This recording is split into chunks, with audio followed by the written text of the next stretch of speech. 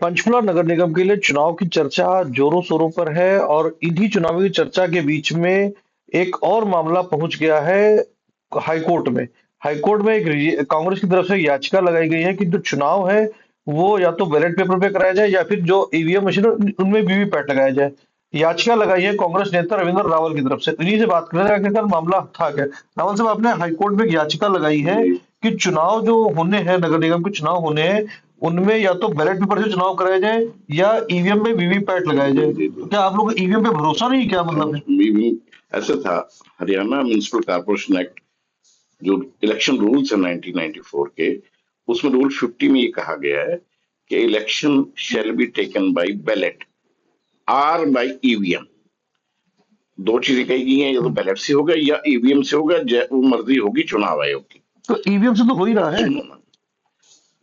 Supreme court ने 2013 में, माननीय सुप्रीम कोर्ट ने सुब्रमण्य स्वामी केस में ये कहा कि ईवीएम के साथ वीवीपैट लगानी जरूरी है, मैंडेटरी कर दिया। देश में कहीं भी इलेक्शन होंगे, कोई भी इलेक्शन होंगे, क्योंकि वीवीपैट से लोगों को अपने वोट का पता लगता है, मैंने अपना मत कहाँ दिया। ठीक है। तो वो उन्होंने जरूरी कर दिया। इसी प्रकार केंद्रीय चुनाव आयोग है, उन्होंने अपने रूल्स में परिवर्तन कर दिया। परिवर्तन करके कह दिया कि जहां ईवीएम लगे साथ में वीवीपैट लगाना जरूरी है। लेकिन कुछ राज्यों ने भी कर दिया, लेकिन हरियाणा राज्य ने आज तक अपना ये प्रावधान नहीं किया। ये ईवीएम यूज कर रहे हैं M2 टाइप की, जो आज से 30 साल पुराना मॉडल है और जिसमें मैनिपुलेशन के ज्यादा चांसेस रहते हैं। तो हमने हाई कोर्ट में रिट फाइल, मैंने 2020 में रिट फाइल की थी। तो तब उस समय बीच में कोरोना आ गया, चुनाव हो गए थे। तो हाई कोर्ट ने ये कहा था कि हम इस इशू को बाद में डिसाइड करेंगे, ओपन रखा था। तो मैंने उसी को लेकर दोबारा रिट फाइल की, जो 2020 वाला मामला था, उसी को आगे बढ़ाया। उसको दोबारा रिट फाइल की मैंने, दोबारा Ravindra Rawal versus state of Haryana की, जिसमें इलेक्शन कमीशन भी पार्टी है, हरियाणा सरकार भी पार्टी है। तो अभी हाईकोर्ट ने कहा कि आप मतलब हाईकोर्ट ने आपको चुनाव आयोग ही भेज दिया। मैं उसमें क्या, वो जब हमारी याचिका 13 तारीख को लगी, तो उन्होंने ये, हाईकोर्ट ने ये कहा कि आप कोई इस प्रतिवेदन को टेक्निकल इशू है, आप इसको राज्य चुनाव आयोग के पास लेके जाएं। हमने कहा इतना चुनाव ही हो जाएंगे। उन्होंने कहा 7 दिन में आप दें इसको वहां पे, और टाइम बाउंड मैनर में न इसको चुनाव आयोग इसको इस पर फैसला लेगा। और आपको फैसला, अगर वो आपकी मांग नहीं मानते तो उनको कारण बताने होंगे क्यों नहीं मानी जा रही। फिर भी अगर आप उससे संतुष्ट ना हो तो आप दोबारा हाईकोर्ट का आ सकते हैं।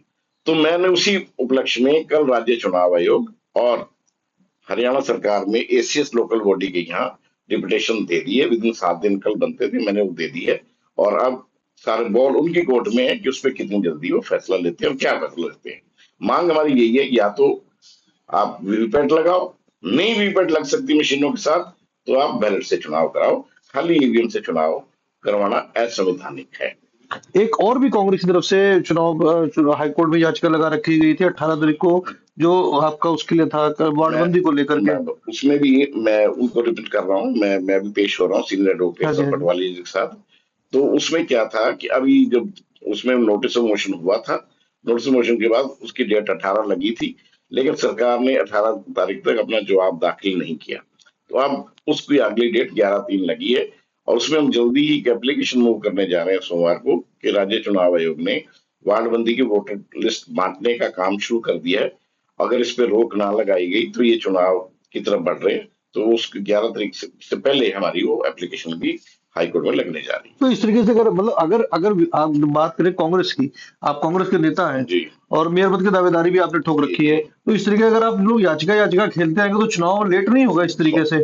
बात क्या है, अपनी बात, कानूनी जो हक है हमारे, हमने क्या मांग रखी है उस याचिका में। शेड्यूल कास्ट वार्ड 4 थे, 3 कर दिए, कैसे कर दिया? असंवैधानिक किया कानून ने।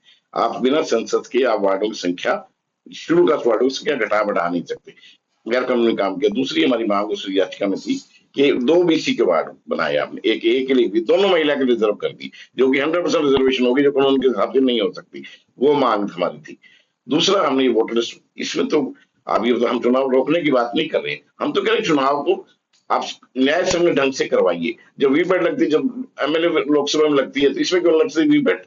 क्यों नहीं? आप जब सुप्रीम कोर्ट की 10 जजमेंट है उस पर कि बिना वीवीपैट यूज करें, वीवीपैट 5 वीवीपैट गिनवाई भी जाती है असेंबली में, यहाँ वीवीपैट क्यों लगा सकते हैं आप?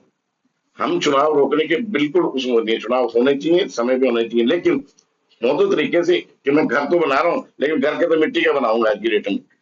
आप टेक्नोलॉजी जो चीज कानून के प्रावधान है, जो म्यूनिसिपल इलेक्शन रूल्स में है, जो संवैधानिक प्रावधान है, आप उसको फॉलो करिए ना।